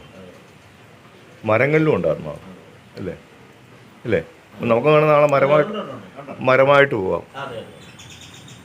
പുഴുവായിട്ട് പോവാം, എല്ലാമായിട്ട് പോവാം. അപ്പോൾ അവിടെ നിന്ന് ഈ പലത് അപ്പോൾ അതോടൊപ്പം തന്നെ നമ്മളാണ് മിടുക്കന്മാരെന്നൊന്നും ധരിക്കേണ്ട. കാരണം ആദ്യത്തെ ആ ഏകകോശ ജീവി, നമ്മുടെ ശരീരത്തിൽ കോടാനുകോടി കോശങ്ങളുണ്ട്. നമ്മുടെ കോശത്തെക്കുറിച്ച് പറയുന്നത്, നമ്മുടെ കോശങ്ങളെല്ലാം കൂടെ അടുക്കി വെച്ചാൽ സൂര്യൻ്റെ അവിടെ വരെ പോകാൻ പോലും, അങ്ങനെ ആയിട്ടൊരു കണക്കൂട്ടലുണ്ട്. അപ്പം പക്ഷേ ഏകകോശ ജീവി എന്ന് പറയുന്ന ആ സാധനമില്ലേ. അപ്പോൾ നമ്മളിത്ര ഭയങ്കരന്മാരാണ് മനുഷ്യൻ. പക്ഷേ ഏകകോശ ജീവി എന്ന് പറഞ്ഞാൽ ഒരു കോശ ജീവിയാണ് കഴിഞ്ഞ 2021 കാണിച്ച പണി അല്ലേ. ഒരു കോശമേ ഉള്ളത്. അവൻ നമ്മുടെ മുന്നിൽ, അതിൻ്റെ മുന്നിൽ വട്ടപൂജ്യമായി പോയി. അപ്പോൾ കോടിക്കണക്കിന് കോശമുണ്ടെന്ന് പറഞ്ഞിട്ട് നോ യൂസ്. അപ്പം ശരീരമല്ല ഇമ്പോർട്ടൻസ്, അപ്പം ശരീരം അല്ല പ്രാധാന്യം. അപ്പോൾ നമ്മൾ പിന്നെ ഈ ശരീരം ഇട്ട് ഇങ്ങനെ കളിച്ച് ആ ഏകകോശത്തിലേക്ക് പോകണം നമ്മൾ തിരിച്ച്, എങ്കിലേ ശക്തനാവത്തുള്ളൂ. അപ്പോൾ അതിൽ നിന്ന് അവസാനം വീണ്ടും പുറകോട്ട് പോയി ഒരു തിരിച്ചുള്ള യാത്രയാണ്, മുന്നോട്ടുള്ള യാത്രയല്ല. അങ്ങനെ തിരിച്ചു പോയി അവസാനം ആ അനന്തം അജ്ഞാതം അവർണ്ണനീയത്തിൽ ചെന്നെത്തണം. അങ്ങനെ സർവ്വതും അങ്ങനെയാണ്, എല്ലാം ആ രീതിയിലാണ് നമ്മുടെ ഈ ഇന്ന് പ്രപഞ്ചത്തിൻ്റെ സൃഷ്ടിയും മെക്കാനിസം എവറിത്തിങ്. ഈ ഒരെണ്ണം വളർന്നു തിരിച്ച് അതേ പോയിന്റിലേക്ക് തന്നെ. ഒരു മരം വലുതായി പിന്നീട് അവസാനം അത് ഡെഡായി ചെതുക്കി വീണ്ടും ചെറിയ സംഭവം മാറും. ഇതൊരു പ്രോസസ്സാണ്. അതേ പ്രോസസ്സ് മനുഷ്യനും ഉണ്ടായിക്കൂടുന്നു. അപ്പം നമ്മുടെ പൂർവികർ പറയുന്നത് എന്താണെന്ന് വെച്ച് കഴിഞ്ഞാൽ, മറ്റു മതങ്ങളും നമ്മളുടെ വ്യത്യാസം, മറ്റു മതങ്ങളല്ല, ആധുനിക മതങ്ങൾ, ഈ യൂറോപ്യൻ അബ്രഹാമിക് മതങ്ങൾ, അത് പറയുന്നത് നമ്മൾ വ്യത്യാസം എന്താണെന്ന് വെച്ചാൽ, മറ്റ് മതങ്ങളിൽ പറഞ്ഞ മറ്റേതോ നമ്മൾ സ്ഫുടം ചെയ്തെടുപ്പോൾ നമ്മളതല്ല. നമ്മുടെ ഈ പറഞ്ഞ ആദ്യം ഉണ്ടായ ആ ഒന്നിൻ്റെ സാധനം നമ്മുടെ ഇരിക്കുക, അത് പിന്നെ വീണ്ടും അത് സ്ഫുടം ചെയ്യണം. ആ സാധനം അതിനാണ്. അപ്പം നമ്മുടെ ഒരു സാധനം തരുന്ന ഒരു ഉടുപ്പ് പിടിപ്പിക്കും, എന്നിട്ട് അതിനെ സ്ഫുടം ചെയ്ത് പല ജന്മങ്ങൾ സ്ഫുടം ചെയ്ത് അവസാനം തിരിച്ച് അവിടെ അങ്ങ് എത്തും. എവിടെ? ആ ഏകത്വത്തിൽ, ഒന്നിലങ്ങ് എത്തും. അതാണ് നമ്മുടെ മുത്തശ്ശന്മാർ പലരും എത്രയോ ഏതാണ്ട് ഈ സിദ്ധാന്തം 300 വർഷങ്ങൾക്ക് ഭട്ടതിരിപ്പാട് പറഞ്ഞിട്ടുണ്ട്. ലിസാന്ദ്രാനന്ദ ബോധാത്മെന്നുള്ള നാരായണീയത്തിൽ കൃത്യമായിട്ട് പറഞ്ഞു. കാലദേശാവതിഭ്യം എന്ന് പറഞ്ഞിട്ടുണ്ട്. കാലത്തിന് ദേശത്തിന് അല്ലേ 300 വർഷം ഇത് ഈ ആധുനിക സയൻസുകാരൻ പറയുന്ന ഈ 1926 അവൻ ഇത് സംഭവം പറഞ്ഞു തുടങ്ങിയത്. 26 മഹാസ്പീഡ് പോർൺ എന്ന് പറഞ്ഞ സാധനം കണ്ടുപിടിച്ച് പ്രകടിപ്പിച്ച് കാണിച്ച് ഇപ്പോൾ ഏതാണ്ട് 10-20 വർഷമേ ഉള്ളൂ. ഇതിനെ 300 വർഷങ്ങൾക്ക് മുമ്പ് പൂന്താനം പറഞ്ഞിട്ടുണ്ട്. അതുപോലെ തന്നെ ഭട്ടതിരിപ്പാട് പറഞ്ഞില്ലേ എല്ലാത്തിലും. അപ്പോൾ അത് നമ്മുടെ പൂർവികർ നമുക്ക് തന്നേക്കുന്ന അവർക്ക് തോന്നുന്ന ഇൻഡ്യൂഷൻസിൽ നിന്നുണ്ടായിരിക്കുന്ന ഇൻഡ്യൂഷൻസ്. അപ്പോൾ നമ്മുടെ സക്സസ് എന്ന് പറയുന്ന എന്താ വെച്ചാൽ നമ്മുടെ ഉള്ളിലുള്ള ആ ഒരു ഇതിൻ്റെ സക്സസ് അവസാനം ചെന്നെത്തുന്ന ആ ഏകത്വത്തിലെത്തുമ്പോൾ എത്താൻ വേണ്ടിയിട്ടുള്ള പ്രോസസ്സ് അവിടെ ചെന്ന് ലയിക്കും. അല്ലാതെ എങ്ങും പോകുന്നില്ല, അവിടെ ചെന്ന് ലയിക്കും. അതാണ് ബ്രഹ്മത്തിൽ ലയിക്കുക എന്ന് പറയുന്നത്. അത്രയേ ഉള്ളൂ, ബ്രഹ്മത്തിൽ ലയിച്ചു. പിന്നെ എന്നാത്തേക്ക് ഇതാണെന്ന്. പക്ഷേ എനിക്കൊരു വലിയ ഡൗട്ടുണ്ട്, സംശയമുണ്ട്. ഈ പ്രപഞ്ചം തുടങ്ങിയ സമയത്ത് തന്നെ ഇത്രയും ആത്മാക്കളുണ്ടായിരുന്നു എന്നുള്ളതാണ് ഒരു സംശയം. കാരണം മനുഷ്യരുടെ എണ്ണം കൂടിക്കൊണ്ടിരിക്കുക. ആദ്യം 5-8-10 മനുഷ്യരേ ഉള്ളായിരുന്നു. അത് സത്യമാണ് അല്ലേ? ചരിത്രം നമ്മൾ പരിശോധിച്ചാൽ എത്ര മനുഷ്യരുണ്ടാവും ആദ്യം? അല്ല 1000 മനുഷ്യരായിക്കോട്ടെ. ഇപ്പം നമ്മൾ കോടാനുകൂടി മനുഷ്യരുള്ള ഒരു അതുപോലെ തന്നെ മൃഗങ്ങളും ഉണ്ടല്ലോ, അതുപോലെ ജന്തുക്കൾ എത്രയോ ഉണ്ട്. അപ്പം ഇത്രയും സംഭവങ്ങൾ അന്നും ഉണ്ടായിരുന്നു എന്നുള്ളതാണ് ചോദ്യം. അതെ, അപ്ഗ്രേഡ് വന്നിട്ട് ഇപ്പോൾ ഇത്രയും മനുഷ്യർ. അതെ, അപ്പം അതെ, അപ്പം അല്ല മനുഷ്യനായിട്ട് വന്നെങ്കിലും അത്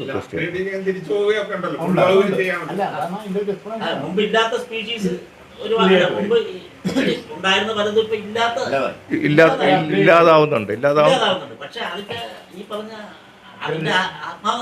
നഷ്ടപ്പെടുന്നില്ല. കവർ പോയി. അതെ, പക്ഷെ അതിന് ചെറിയ രൂപം കാണും. ഇപ്പൊ ഓന്തെന്ന് പറഞ്ഞ രൂപമുണ്ട്. കാര്യം വെച്ചാൽ അത് പണ്ട് ദിനോസറിന്റെ രൂപമാണ് ഓന്ത് അല്ലേ? അത് കാണും.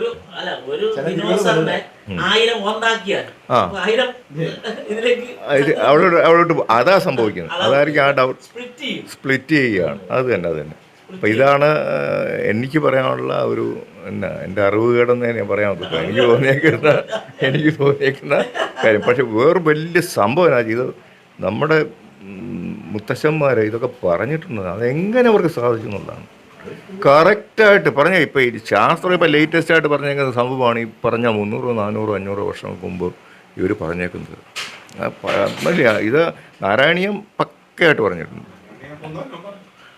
പക്കയായിട്ട് പൂന്താനം പറഞ്ഞേക്കുന്നു. പൂന്താനം പറഞ്ഞു. അതെ. പിന്നെ നമ്മുടെ ഈ പറഞ്ഞ ഉപനിഷത്തിലാണെന്നില്ല പല വാക്യങ്ങളില്ലേ, ഏകം സത് വിപ്രാ ബഹുധാ വദന്തി. ഇതല്ലേ സംഭവം. പലതായിട്ട് കാണുന്നുണ്ട്. പക്ഷേ ഏകം അവിടെ 1 പോയിന്റ് എന്നല്ല പറയുന്നത്, എല്ലാത്തിലും ഏകം എന്നാണ് പറയുന്നത്. അല്ലേ? അങ്ങനെ കുറേ ശ്ലോകങ്ങൾ തന്നെ എത്രയോ നമുക്ക് ഉദ്ധരിക്കാൻ കാണും. ഈ പറഞ്ഞ ഈ വേദത്തിലെ ഉപനിഷത്തിലെ ഒത്തിരി ഉണ്ട്. അതെ, ഒന്നിലോട്ട് ബ്രഹ്മത്തിലേക്കാണല്ലോ. അതെ,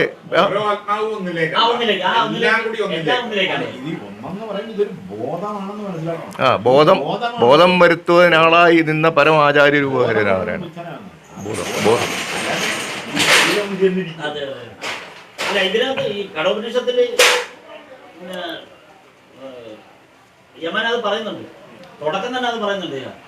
ഓം എന്നുള്ള പ്രണവമന്ത്രത്തിൽ നിന്നാണ് ഇത് മുഴുവൻ ഓമിൽ തന്നെയാണ് അവസാനിക്കുന്നത്. അപ്പൊ അതൊന്നേ ഓം.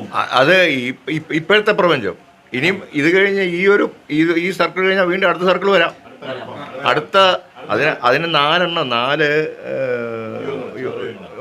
യുഗങ്ങൾ, 4 യുഗങ്ങൾ നമ്മൾ വീണ്ടും ആ യുഗം സത്യം വീണ്ടും വരും.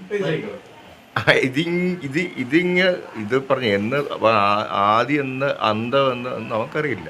അറിയാൻ സാധിക്കില്ല, അറിയാൻ ഒക്കത്തുമില്ല, അറിയാൻ പാടില്ല. ഇല്ല, ആദി എന്ന് പറഞ്ഞ സംഭവം ഇല്ല, അന്തവും ഇല്ല. അത് ആദ്യം പറഞ്ഞതല്ലേ, ആദ്യം അന്ത്യമില്ല, ആദ്യമില്ല അന്തമില്ല. ഇത് വളരെ ഗൗരവമായ ഒരു സബ്ജക്റ്റാണ്. എനിക്കിതേപ്പറ്റി ആധികാരികമായിട്ടും അല്ലാതെ തന്നെ ഒന്നും പറയാൻ കഴിയുന്നില്ല. ആത്മാവും പരമാത്മാവുമാണ് ഇപ്പോഴത്തെ സബ്ജക്റ്റ്. അതുകൊണ്ട് ഇത് ആത്മാവ് എന്ന് പറയുന്നത് വളരെ ഗൗരവമായ ഒരു വിഷയം. അത് പരമാത്മാവായി കഴിയുമ്പോൾ എന്തെന്നറിയില്ല. ഞാനതിനകത്ത് ചെറിയ ഉദാഹരണം പോലെ പറയാം. ഇപ്പോൾ ഈ നമ്മൾ ഈ പിതൃലോകം എന്നൊരു ഇടപാടുണ്ട്. മരിച്ചു കഴിഞ്ഞാൽ പോകുന്ന പ്രദേശമാണ് പിതൃലോകം. ഈ കർക്കിടക ദിവസം ഈ ബലിയിടാനൊക്കെ പോകും. ബലിയിടാൻ പോകുമ്പം ഈ ദർഭയിലേക്ക് പിതൃലോകത്തു നിന്ന് പിതൃവിനെ ആവാഹിക്കുക. പിന്നെ അത് കഴിഞ്ഞ് തിരിച്ച് ഉദ്ദേശിപ്പിക്കാതെ വിടുന്ന ഏർപ്പാടുകളുണ്ട്. ഒരു ഉച്ചാടനം, അത് അങ്ങനെ ചെയ്യുന്ന ഇടപാടുണ്ട്. പക്ഷേ അത് നമുക്ക് എവിടെയാണെന്ന് എന്താണെന്നൊന്നും അറിയില്ലല്ലോ. നമ്മളീ പിതൃലോകം കണ്ടിട്ടില്ല. ഉണ്ടോ? ഇല്ലല്ലോ. നമുക്ക് ഇത് മാത്രമേ ആത്മാവും പരമാത്മാവും. ആത്മാവ് അത് വലിയ സബ്ജക്റ്റാണ്. അതേപ്പറ്റി ഒന്നും പറയാൻ എനിക്ക് കഴിയത്തില്ല. എന്നുവെച്ചാൽ നിങ്ങളെപ്പോലുള്ള ഒരു അറിവ് എനിക്ക് അക്കാര്യത്തിലില്ല. പലതും എനിക്കറിയാമെങ്കിലും ഈ ആത്മാവും പരമാത്മാവും ഞാനത് കണ്ടിട്ടില്ല. മരിച്ചു പോയെങ്കിൽ ഇത് അറിയാൻ കഴിയും. മരിച്ചു പോയാൽ നമ്മളെങ്ങോട്ടാണ് പോയത് അറിയാനൊക്കെ പോകും. ഇപ്പോൾ നമുക്കറിയാൻ പറ്റത്തില്ല. അവിടെ ചെല്ലുമ്പോൾ എവിടെയാണെന്ന് നമ്മൾ കാണുമ്പോൾ അങ്ങനെ പിന്നെ ഒരു ജന്മമുണ്ടോ ഇല്ലയോ എന്നൊക്കെ ഇപ്പോൾ ഇദ്ദേഹം പറഞ്ഞ പോലെ നമുക്ക് അങ്ങനെ ജന്മമുണ്ടോ എന്നൊന്നും പറയാൻ കഴിയുന്നില്ല. നമ്മളിപ്പോൾ ഈ ലോകത്തിരിക്കുമ്പോൾ ഇതൊക്കെ ചിന്തിക്കാമെന്നുള്ളതല്ലാതെ ഓരോ ആളുകളിങ്ങനെ ഓരോന്ന് പറയുന്നു, നമ്മളത് കേട്ട് മനസ്സിലാക്കുന്നു. പിന്നീട് നമ്മൾ പരലോകത്ത് ചെന്നെങ്കിലേ അതിനെപ്പറ്റി എന്തെങ്കിലും പറയാൻ പറ്റത്തുള്ളൂ. അവിടെ നിന്നുകൊണ്ട് നമുക്ക് പറയാൻ പറ്റുള്ളൂ. അവിടെയാണ് അത് തിരിച്ചറിവ് നമുക്ക് ആവശ്യമാണ്. പക്ഷേ അത് ഇപ്പോൾ ഈ ലോകത്ത് നിന്നുകൊണ്ട് നമുക്കൊന്നും പറയാൻ കഴിയില്ല. അതാണ്. പിന്നെ ഓരോരുത്തരും ഓരോന്ന് ബുദ്ധൻ ഓരോന്ന് പറയുന്നു. ഒരാൾ ബുദ്ധൻ പറഞ്ഞ വളരെ ഗൗരവമായ ഒരു കാര്യമാണ്. പിന്നെ അതുപോലെ നമുക്ക് ഈ പിതൃലോകവും പരലോകവും തമ്മിൽ അത് വലിയ സബ്ജക്റ്റാണ്. പക്ഷെ അതിനെപ്പറ്റി നമുക്ക് ആധികാരികമായിട്ടൊന്നും പറയാൻ കഴിയില്ല. പക്ഷേ അത് ഞാൻ പറഞ്ഞത് ഈ പിതൃലോകത്ത് പോയെങ്കിൽ നമുക്കതിനെപ്പറ്റി എന്തെങ്കിലും പറയാൻ കഴിയും. പിന്നൊരു ജന്മമുണ്ടോ എന്നും നമുക്ക് പറയാൻ കഴിയുന്നില്ല. ഇപ്പോൾ ഓരോരുത്തരും പറയുന്നുണ്ട് ഇത് കഴിഞ്ഞ് പിന്നെ പശുവായിട്ട് വരും, ആടായിട്ട് വരും, കാക്കയായിട്ട് വരും, ഇങ്ങനെ ഓരോ മരമായിട്ട് വരും, ഇങ്ങനെ പലതായിട്ട് പറയും. ഇപ്പോൾ അവിടെ പറഞ്ഞല്ലോ. പിന്നെ ആ ഒരു തരത്തിലേക്ക് നമുക്കത് കാണാൻ കഴിയുന്നില്ല. നമ്മൾക്ക് ചിന്തിക്കാനേ പറ്റത്തുള്ളൂ. അതുകൊണ്ട് അതൊക്കെ ചിന്തനം ആണ്, അത്രേ പറയാൻ പറ്റത്തുള്ളൂ. അല്ലെ നമ്മൾ മരിച്ചു പോയിട്ട് അവിടെ നിന്നുകൊണ്ട് പിന്നെ വിശ്വസാറിനോട് ഇത് പറയാം, ഞാൻ ഇന്നടത്ത് വന്നിട്ടുണ്ട്, ഇന്നതാണ്, ഇന്ന രീതിയിൽ ഞാൻ ജനിച്ചിട്ടുണ്ട് എന്നിവിടെ പറയാം. പിന്നെ ഞാൻ ആ കുന്തേർ പറഞ്ഞൊരു കാര്യം കൂടി വീണ്ടും ഒന്നുകൂടെ പറയാം. വിശ്വവിഖ്യാതനായ കുന്തേർ എന്ന എഴുത്തുകാരൻ പുള്ളി പറഞ്ഞത്, എൻ്റെ അനുവാദം കൂടാതെ മറ്റൊരു ശരീരത്തിൽ പ്രവേശിച്ച് അതിൽ കൂടെ ജീവിച്ച് മരിക്കുകയാണ് മനുഷ്യജീവിതം. അത് ആലോചിച്ചോ, വളരെ ഗൗരവമായ വിഷയമാണ്. ഞാൻ പറഞ്ഞിട്ടാണോ എൻ്റെ ജനിപ്പിക്കണമെന്ന് ആരോടും പറഞ്ഞിട്ടില്ല. പക്ഷേ എൻ്റെ അനുവാദമില്ല വേറൊരു ശരീരത്തിൽ കയറി അയാളുടെ കൂടെ ജനിച്ചു, അതിൽ കൂടെ വളർന്നു, അതിൽ കൂടെ മരിച്ചു. അതാണ് മനുഷ്യജീവിതം. അതാണ് ചുരുക്കം. അത്രയോ എനിക്ക് കൂടുതൽ പറയാൻ. നമ്മുടെ ജഗദാനന്ദ ചേട്ടൻ പറഞ്ഞതിൻ്റെ ഒരു പറഞ്ഞില്ലേ, ഞാനിപ്പോൾ പെട്ടെന്ന് ഇതിൽ നോക്കുകയായിരുന്നു. ഈ നമ്മുടെ കടോപനിഷത്തിൽ കണ്ട അത് ഞാൻ റെഫർ ചെയ്തെടുക്കുകയായിരുന്നു. അദ്ദേഹം പറഞ്ഞു, ഇതിപ്പം ആത്മാവ്, അതായത് നമ്മുടെ ജീവൻ നഷ്ടപ്പെട്ട, അതായത് ജീവാത്മാവ് അവസാനിക്കുകയും അത് പരമാത്മാവിലേക്ക് ഈ ആത്മാവ് ലയിക്കുകയും ചെയ്യുന്ന ഒരു ഘടനയാണ് പറഞ്ഞത്. അപ്പോൾ രണ്ടാമത് ഇത് ജനിക്കുകയാണെങ്കിൽ ഇതേ ആളായി തന്നെയാണോ, ഇതേ രൂപഘടനയിലാണോ, അതല്ലേ, അങ്ങനെയല്ലേ ചർച്ച? അല്ലെങ്കിൽ രണ്ടാമത് വീണ്ടും ഇതൊക്കെ ഉയർത്തെഴുന്നേൽക്കുന്നു അല്ലേ? വീണ്ടും എങ്ങനെയായാലും ഇപ്പോൾ ഈ രൂപത്തിലല്ലെങ്കിൽ ഏതൊരു രൂപത്തിലായാലും ഇതേ ഒരു മനുഷ്യൻ വീണ്ടും ഉയർത്തെഴുന്നേൽക്കും. അത് മനുഷ്യനായിട്ട് തന്നെ, അല്ലെങ്കിൽ ഒരു മൃഗം എന്തെങ്കിലുമായിട്ട് ഉയർത്തെഴുന്നേൽക്കുന്നു. ഇതിനെക്കുറിച്ചാണ് ഇതിനകത്ത് പറഞ്ഞത്. അപ്പോൾ ഇതിനകത്ത് കടോപനിഷത്തിൽ പറഞ്ഞിരിക്കുന്നത്, യമൻ ഇതിനൊരു ഉത്തരം പറഞ്ഞിട്ടുണ്ട് നചികേതസിനോട്. ഈ ഒറ്റ കാര്യത്തിന്, ഈ നിങ്ങൾ എത്ര വിചാരിച്ചാലും നിങ്ങൾക്ക് ഈ ആത്മാവിൻ്റെ തത്വം മനുഷ്യനെ കൊണ്ട് ചർച്ച ചെയ്യാൻ പറ്റില്ല. എന്തുകൊണ്ടെന്ന് വെച്ചാൽ, അതായത് നിങ്ങൾ ഇപ്പോൾ പറഞ്ഞ ഈ കാര്യങ്ങളൊന്നും നിങ്ങൾക്ക് ചർച്ച ചെയ്യാൻ പറ്റില്ല. കാരണം പറയുന്നത്, ഈ ഈശ്വരൻ അല്ലെങ്കിൽ നമ്മൾ ഈ മനുഷ്യ സൃഷ്ടി നടത്തിയിട്ടുള്ളത്, മനുഷ്യൻ്റെ സൃഷ്ടിയുടെ കാര്യം, മറ്റ് ജീവജാലങ്ങളുടെ സൃഷ്ടിയുടെ അല്ല, മനുഷ്യൻ്റെ സൃഷ്ടിയുടെ കാര്യം നടത്തിയിട്ടുള്ളത്, ഈ മനുഷ്യ സൃഷ്ടിയെ ന്യൂനതയോടുകൂടിയാണ് സൃഷ്ടിക്കപ്പെട്ടത്. ഈശ്വരൻ മനുഷ്യ സൃഷ്ടിയെ ന്യൂനതയുള്ളവരാക്കി തീർത്തു. എങ്ങനെ ആ ന്യൂനതയ്ക്കൊരു ഡിസ്ക്രിപ്ഷൻ കൊടുക്കുന്നുണ്ട്. ഇന്ദ്രിയങ്ങളെ കൊണ്ട് മാത്രമേ മനുഷ്യനൊരു കാര്യം തിരിച്ചറിയാൻ പറ്റൂ. ഇന്ദ്രിയങ്ങളെ കൊണ്ട് മാത്രമേ മനുഷ്യനൊരു കാര്യം തിരിച്ചറിയാൻ പറ്റൂ. ഈ പഞ്ചേന്ദ്രിയങ്ങളും അതേപോലെ ആ പഞ്ചേന്ദ്രിയങ്ങളല്ലാതെ മറ്റൊന്നും കൊണ്ട് നമുക്ക് തിരിച്ചറിയാനുള്ള ഒരു സോഴ്സും നമ്മുടെ ഒരു മെക്കാനിസവും നമ്മളിൽ ദൈവം തന്നിട്ടില്ല, ഈശ്വരൻ തന്നിട്ടില്ല. ഈ പഞ്ചേന്ദ്രിയങ്ങൾ എന്നിട്ട് പറഞ്ഞിരിക്കുന്നത് ഈ പഞ്ചേന്ദ്രിയത്തിൽ ഒരു കുണുക്കൂടെ വെച്ചു കൊടുത്തു ഈശ്വരൻ. ഈ പഞ്ചേന്ദ്രിയത്തെ വെളിയിലേക്ക് തിരിച്ചു വെച്ച്, അകത്തോട്ട് വെച്ചില്ല. പഞ്ചേന്ദ്രിയങ്ങളെ ബഹിർമുഖങ്ങളാക്കി എന്നാണ് യമൻ പറഞ്ഞത്. അതുകൊണ്ട് എന്തു പറ്റി? ഒരു മനുഷ്യനും അന്തരാത്മാവിനെ കാണാനേ പറ്റില്ല. നിങ്ങൾ കിടന്ന് ഈ ചർച്ച ചെയ്യാന്നുള്ളതല്ലാതെ ഇതിനെ കാണാൻ പറ്റില്ല. അപ്പോൾ ഇതിനെ ലിമിറ്റേഷൻ. ഈ ലിമിറ്റേഷൻ കടന്നവരുണ്ട്. അന്തർമുഖത്വം സ്വീകരിക്കാൻ കൽപ്പുണ്ടായ സന്യാസിമാരും ഒക്കെ ഉണ്ടായിട്ടുണ്ട്, അങ്ങനെയുള്ള ജ്ഞാനികളുണ്ടായിട്ടുണ്ട്. പക്ഷെ പൊതുവെ എടുത്തത് ഈ ഇന്ദ്രിയങ്ങളെ ബഹിർമുഖങ്ങളാക്കി മാത്രം സൃഷ്ടിച്ചതുകൊണ്ട് നമ്മൾ ഈ പറയുന്ന ആത്മതത്വത്തെക്കുറിച്ച് നമ്മൾ എത്രയൊക്കെ ചർച്ച ചെയ്താലും ഈ പറഞ്ഞ ഇത് രണ്ടാമത് വരുമോ, രണ്ടാമത് വീണ്ടും ഇതേ രൂപത്തിൽ വരുമോ, അല്ലെങ്കിൽ വേറെ രൂപത്തിൽ വരുമോ, അല്ലെങ്കിൽ വരുമോ, ഇതെങ്ങോട്ടാണ് പോയത്, ഇത് ഏതിലാണ്, ഇങ്ങനെ ചർച്ച ചെയ്യാന്നുള്ള ഇതെല്ലാം ടാലി ചെയ്ത് ഞാനിപ്പോൾ പറഞ്ഞില്ല. ഞാനൊരു ഉദാഹരണം പറയാൻ ടാറ്റാ ടീയുടെ കവർ വെച്ചാണ് പറയുന്നത്. കാര്യം എൻ്റെ പഞ്ചേന്ദ്രിയം വെളിയിൽ കിടക്കുന്നതൊക്കെ അതില്ല. എനിക്ക് ആത്മതത്വം പറയാൻ അറിയില്ല. പറയണമെങ്കിൽ ഞാൻ കണ്ടിട്ടുള്ളതും കേട്ടിട്ടുള്ളതായ ഈ ചുറ്റുപാടും കണ്ട വസ്തുവിനെ വെച്ചാണ് ഞാൻ ഇതിനെ വിശദീകരിക്കാൻ ശ്രമിക്കുന്നത്. അത് ശരിയല്ല, ശരിക്കും പറഞ്ഞാൽ അത് ശരിയല്ല. അപ്പോൾ ഈ പുറമേ കാണുന്ന വസ്തുവിനെ വെച്ച് മാത്രമാണ് നമുക്കിത് വിശദീകരിക്കാൻ പറ്റുന്നത്. അതുകൊണ്ടാണ് നമുക്ക് ഈ സംശയം നിലനിന്നുകൊണ്ടേയിരിക്കും. ഈ സംശയം ഒരിക്കലും നിങ്ങൾ ഉദ്ദേശിക്കുന്ന പോലെ ഇത് മാറാൻ സാധ്യത ഒട്ടുമില്ല. അത്തരം ഒരു ജ്ഞാനത്തിലേക്ക് നിങ്ങൾ പോകാൻ പാടാണെന്ന് പറഞ്ഞു. എന്നിട്ട് പിന്നെ യമൻ പറഞ്ഞത്, മന്ദബുദ്ധികളായ ജനങ്ങൾ ബാഹ്യങ്ങളായ കാമ്യ വിഷയങ്ങളെ പിന്തുടർന്ന്, നമ്മളെപ്പോഴും പിന്തുടരുന്നത് ബാഹ്യങ്ങളായ കാമ്യ വിഷയങ്ങളെ മാത്രമാണ്. ഒരു മനുഷ്യായുസ് കൊണ്ട് നമ്മൾ ചെയ്യുന്നത് മുഴുവനും ഈ കാമ്യ വിഷയങ്ങളുടെ പിന്നാലെ പോവുക എന്നുള്ള ഒരൊറ്റ പണിയാണ് ഈ മനുഷ്യൻ ചെയ്യുന്നത്. ജീവാത്മാവിന് അതേ പറ്റുള്ളൂ. എന്നിട്ട് എല്ലായിടത്തും വ്യാപിച്ചിരിക്കുന്ന അവിദ്യാകാമ കർമ്മങ്ങളുടെ പിടിയിൽപ്പെട്ട് ജനന മരണങ്ങളുടെ വലയിൽ കുടുങ്ങി ഇതിങ്ങനെ അങ്ങ് അവസാനിക്കും. ഇതിനൊരു കാര്യം അല്ലാതെ വേറെ മാർഗം തന്നിട്ടില്ല. അല്ലെങ്കിൽ അതിനെ ശരിയായ ജ്ഞാനത്തിലേക്ക് എത്താൻ ഈ പറഞ്ഞ പോലെ നമ്മളിപ്പോൾ നടത്തുന്ന പോലെ ഇപ്പം നമ്മൾ ചിന്തിച്ചില്ലെങ്കിൽ നമ്മളിപ്പോഴും പരിപ്പോടയുടെയും ദോശയുടെയും കാര്യം തന്നെയായിരിക്കും ചർച്ച ചെയ്യുന്നത്. ഇത് കഴിഞ്ഞാൽ നമുക്ക് പരിപ്പോട തിന്നാൻ ദോശ തിന്നാന്നായിരിക്കും നമ്മൾ ചിന്തിക്കുന്നത്. കാര്യം നമ്മൾ ബഹിർമുഖങ്ങളായ കാര്യങ്ങൾ ചിന്തിച്ചുകൊണ്ട് ഇപ്പം നമ്മൾ ഇത്രയും കാലം ചിന്തിച്ചുകൊണ്ടിരുന്നതും ബഹിർമുഖങ്ങളായ കാര്യങ്ങളാണ് അല്ലേ. അപ്പോൾ അപ്പം ഞാൻ പറഞ്ഞു തന്ന അതാണ്. അപ്പോൾ ഇത് രണ്ടാമത് ഇതേ രൂപത്തിൽ ഇങ്ങനെ ചിന്തിച്ചുകൊണ്ടിരിക്കും. അപ്പോൾ ആത്മാവിനെക്കുറിച്ചുള്ളൊരു തത്വം അറിയാനായിട്ടാണ് പിന്നെയും വരുന്നുണ്ട്, ഡിസ്ക്രിപ്ഷൻ വരുന്നുണ്ട്. യമൻ അത് കണ്ടിന്യൂ ചെയ്യുന്നുണ്ട്. കണ്ടിന്യൂ ചെയ്യുമ്പോൾ നമുക്ക് കുറേയൊക്കെ ചിലപ്പം അതിൻ്റെ അർത്ഥത്തിൽ വെളിച്ചം വരാം. ഏതായാലും നമ്മളിപ്പോൾ ഒരു കാര്യം ഉണ്ടായല്ലോ, ഒരു ആത്മതത്വത്തെക്കുറിച്ചെങ്കിലും സംസാരിക്കാൻ പറ്റിയല്ലോ, ശ്രദ്ധിക്കാൻ പറ്റും. അതാണ് ഇതിനകത്ത് വരുന്നൊരു കാര്യം.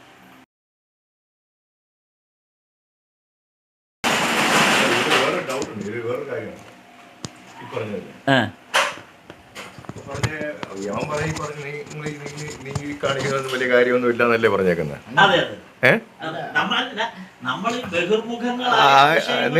നിന്നെ നിനക്ക് അതിൽ നിന്ന് മാറ്റമില്ല, അതിൽ നിന്നൊരു ശാപമോക്ഷമൊന്നുമില്ല, നീ അകത്തോട്ട് നോക്കാൻ സാധ്യതയില്ല എന്നല്ലേ പറയുന്നത്.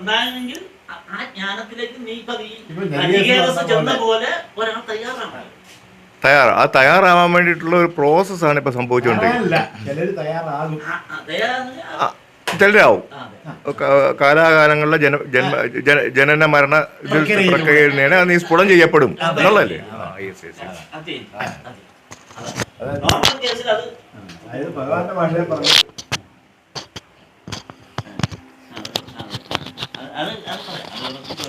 ചതുർവിധം ഭജന്തേ മാം. ജ്ഞാനി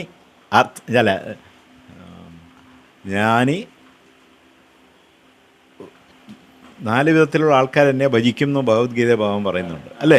അത് നമ്മൾ ആ ഭക്തി 4 വിധത്തിലെ ആൾക്കാർ ഇപ്പം എന്നെ ഭജിക്കും എന്നാണ്. അതായത് അർത്ഥാർത്ഥി, ജിജ്ഞാസു, ജ്ഞാനി, പിന്നെന്താണ് അത് ഭഗവത്ഗീത 7-ാം അധ്യായം 16-ാം ശ്ലോകത്തിലാണത് പറയുന്നത്. അതായത് ചതുർവിധ ഭജന്തേ മാൻ ജനാ സുഹൃതിനോർജുന ആർത്തോ ജിജ്ഞാസുരർത്ഥാർത്ഥി ജ്ഞാനീച്ച ഭരതർഷഭ. 4 വിധത്തിലുള്ളവരാണ് എന്നെ ഭജിക്കുന്നത്. 4 തരക്കാർ. ചതുർവിധ 4 തരക്കാർ. ഭജന്തേ ഭജിക്കുന്നു. മാം എന്നെ. ജനാസ് ജനങ്ങൾ. സുഹൃതിനോ പുണ്യാത്മാക്കൾ. ആ 4 പേരെ ആരൊക്കെയാണെന്ന് പിന്നെ പറയുന്നുണ്ട്. ആർത്ത രോഗം ബാധിച്ചവർ. പിന്നെ ജിജ്ഞാസു അറിയാൻ ആഗ്രഹമുള്ളവർ. അത് കഴിഞ്ഞ് അർത്ഥാർത്ഥി പണം മോഹിച്ച്, സമ്പത്ത് മോഹിച്ച്. 4-മത്തത് ജ്ഞാനികൾ. ഇവർ എന്തിനാണ് എന്നെ ഭജിക്കുന്നത്? അതും പറയുന്നുണ്ട് പിന്നീട്. 4 കാരണങ്ങൾ കൊണ്ടാണ് നമ്മൾ ഈശ്വരനെ അല്ലെങ്കിൽ ഭഗവാനെ പ്രാപിക്കാൻ ആഗ്രഹിക്കുന്നത് അല്ലെങ്കിൽ പ്രാർത്ഥിക്കുന്നത്.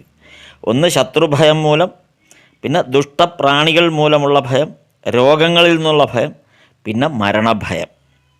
ഈ 4 തരത്തിലുള്ളതാണ്. ആർത്ത, ജിജ്ഞാസു, അർത്ഥാർത്ഥി, ജ്ഞാനി മാത്രമാണ് ഇതിനകത്ത് അറിവിന് വേണ്ടിയിട്ട് ഉള്ള ശ്രമം നടത്തും. ചതുർവിധ ഭജന്തേ മാൻ ജനാസുഹൃതിനോർജുന ആർത്തോ ജിജ്ഞാസുരർത്ഥാർത്ഥി ജ്ഞാനീച്ച ഭരതർഷഭ. അതല്ലേ ആ ഭാഗം? അതെ, അതാണ് ആ ഭാഗം. ശരിയാണ്, ആ പറഞ്ഞത് വളരെ കറക്റ്റാണ് ആ ഭാഗം. തരത്തിൽ അതിൽ ജിജ്ഞാസയുള്ളവനും ജ്ഞാനികളുമാണ് ആത്മാവിനെ തേടുന്നത്. അതായത് എല്ലാവർക്കും തേടാൻ പറ്റില്ല, ബാഹ്യമായിട്ടാണ്. വെച്ചാൽ മനുഷ്യ ജീവാത്മാവ് ജനിച്ചിരിക്കുന്നത് എന്തിനാണ്? ഒന്നാമത് സൃഷ്ടി എന്താണെന്നൊരു ചോദ്യം സാങ്കേദർശനത്തിൽ ചോദിക്കുന്നുണ്ട്. സാങ്കേദർശനത്തിൽ ചോദിക്കുക എന്താണ്? കപിലൻ പറയുകയാണ്. അപ്പോൾ പറഞ്ഞു സൃഷ്ടി എന്ന് പറയുന്നത് ഭോഗ അപവർഗമിതം ദൃശ്യം. ഭോഗത്തിനും അപവർഗത്തിനും അപ്ഗ്രഡേഷൻ ഓഫ് ദ സോൾ, അതിനുവേണ്ടിയാണ് സൃഷ്ടിയെന്ന്. അപ്പോൾ അതിൽ മനുഷ്യരിൽ കുറേ പേര് ഇതിനെപ്പറ്റി അന്വേഷിക്കും. ജ്ഞാനിയും ജിജ്ഞാസുവായിട്ടുള്ളവർ ഭഗവാനെ അന്വേഷിക്കും, അല്ലെ പരമസത്യത്തെ അന്വേഷിക്കുന്ന ഭഗവത്ഗീത ഭഗവാൻ പറയുന്നുണ്ട്. അങ്ങനെ ഉള്ള ഒരാളാണ് ഈ നചികേതസ്. ഇന്ന് അതൊക്കെ അത്രയും മതിയായിരിക്കുമല്ലോ, ഇത്രയും തല ധരിക്കും. അപ്പോൾ നമുക്കിനി ഇന്ന് നമുക്ക് കൺക്ലൂഡ് ചെയ്യാം. അപ്പോൾ ഇന്ന് 2 ചോദ്യങ്ങളാണ് നമ്മുടെ ഈ ചർച്ചയിൽ അവശേഷിച്ചത്. അതേക്കുറിച്ച് നമ്മൾ കൂടുതലായിട്ട് ഒന്നുകൂടെ നോക്കേണ്ടിയിരിക്കുന്നു, ഒന്നുകൂടെ പഠിച്ചു നോക്കേണ്ടിയിരിക്കുന്നു. അതിലൊന്ന്, ഇപ്പോൾ ജഗദാനന്ദൻ സാറ് പറഞ്ഞ പോലെ ഈ ആത്മാക്കൾ വീണ്ടും ജന്മമെടുക്കുകയാണെങ്കിൽ ഈ ഒരു ഉയർത്തെഴുന്നേൽപ്പാണോ എന്നുള്ളതാണ്. അതായത് ഇതേപോലെ തന്നെ വീണ്ടും ജന്മമെടുക്കുകയാണ്, ഇതേ അവസ്ഥയിൽ തന്നെ ജന്മമെടുക്കുകയാണോ, അല്ലെങ്കിൽ എങ്ങനെയാണ് ഈ 2ാമത് ജന്മമെടുക്കുന്നതിൻ്റെ ആ രീതി എങ്ങനെയാണ് എന്നുള്ളൊരു ചോദ്യം, സംശയം വന്നു. പിന്നെ അതുപോലെ തന്നെ നരേഷ് ചേട്ടൻ ഉന്നയിച്ച പോലെ എത്രയോ സ്പീഷീസും അല്ലെങ്കിൽ എത്രയോ ജീവജാലങ്ങൾ പിന്നീട് കോടാനുകോടി ജീവജാലങ്ങൾ പിന്നെയും ഉണ്ടായി. അപ്പോൾ ഒരു 500 വർഷം മുമ്പോ അല്ലെങ്കിൽ അത്രയും കാലം മുമ്പുണ്ടായിരുന്ന അതല്ല ഇന്നത്തെ ആ സംഖ്യ. ഇപ്പം ജനസംഖ്യ മാത്രമല്ല, എല്ലാ ജീവജാലങ്ങളുടെയും സംഖ്യ. അപ്പോൾ വീണ്ടും ഇത്രയും അധികം 5, 10, 100, 1000 ഇരട്ടി ജന്മങ്ങളുണ്ടാകുന്നു. അപ്പോൾ ഈ ബ്രഹ്മം അല്ലെങ്കിൽ ഈ ഒരു ആത്മാവിനെ, ഒരേ ആത്മാവിൻ്റെ ആ അംശങ്ങൾ ഇങ്ങനെ കോടാനുകോടി തരത്തിൽ വീണ്ടും വർദ്ധിച്ചു വരുന്നു എന്നുള്ളതാണ്. അപ്പോൾ അത് എങ്ങനെയാണ് അതിൻ്റെ ഒരു ഇക്വിലിബ്രിയം, അല്ലേ, അതിൻ്റെ ഒരു ഇത് എങ്ങനെയാണ് സംരക്ഷിക്കപ്പെടുന്നത്? അപ്പോൾ ഇനിയും മുന്നോട്ട് പോവുകയാണെങ്കിൽ ഇതിനും കൂടുതൽ ജന്മങ്ങളുണ്ടാകാം. അപ്പോൾ അത്രമാത്രം ഈ ആത്മാവിൻ്റെ അംശങ്ങൾ കൂടുതൽ ഇങ്ങനെ ജീവാത്മാക്കളെയും അതുപോലുള്ള മറ്റ് ജീവജാലങ്ങളെയും സൃഷ്ടിക്കപ്പെടുന്നതിൻ്റെ ഒരു വൈപുല്യത്തെക്കുറിച്ച് എങ്ങനെയാണ് നമ്മുടെ വേദങ്ങളും ഉപനിഷത്തുകളും എങ്ങനെയാണത് പറയുന്നത് എന്നുള്ളതും നമുക്കൊന്നുകൂടെ നോക്കണം. അതേപോലെ ഗോപിച്ചേട്ടൻ ഉന്നയിച്ചൊരു വിഷയമുണ്ട്, പിതൃലോകത്തെക്കുറിച്ച്. അപ്പോൾ ഈ ജീവാത്മാക്കൾ മരണശേഷം പിതൃലോകത്തേക്ക്, അപ്പം പിതൃലോകം എന്താണ്, എങ്ങനെയാണ് എന്നുള്ളതും കൂടെ നമുക്കൊന്ന് പഠിക്കാം. അടുത്ത തവണ അതുകൂടെ ചേർത്ത് നമുക്ക് നോക്കാം. അപ്പോൾ അടുത്ത ക്ലാസ്സിൽ നമുക്ക്, അടുത്ത ചർച്ചയ്ക്ക് ഇരിക്കുമ്പോൾ നമുക്ക് അതും കൂടെ ഒന്ന് പരിശോധിക്കാം എന്നാണ് വിചാരിക്കുന്നത്. ഇന്ന് നമുക്ക് കഠോപനിഷത്തിൻ്റെ ശാന്തി പാഠം ഒരിക്കൽ കൂടെ ചൊല്ലി നമുക്ക് ഇത് അവസാനിപ്പിക്കാം. ഓം സഹനാവവതു സഹനൗ ഭുനക്തു സഹ വീര്യം കരവാവഹൈ തേജസ്വിനാവധീതമസ്തു മാ വിദ്വിഷാവഹൈ. ഓം ശാന്തി ശാന്തി ശാന്തി.